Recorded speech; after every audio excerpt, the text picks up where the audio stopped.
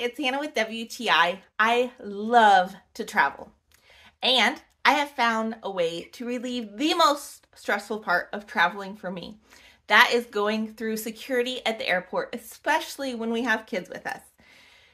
Every 2 minutes, I'm always freaking out about where's our passports? Did I bring them? Where's our tickets? Where's our baggage claim tickets? Where's our driver's license? Where's our debit card?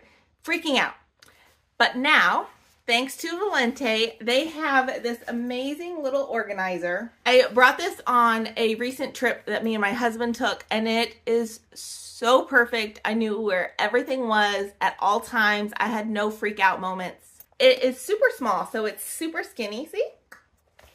But it holds everything you need.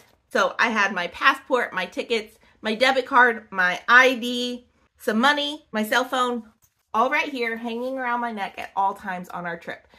It blew me away with how much I actually used it on our trip. I thought it would just be something I would use in the airport and boarding the cruise ship, but I ended up using it pretty much the entire trip as like a little purse because I knew my debit card would be there, my passport, and my phone, which is pretty much all I needed to carry around on the trip.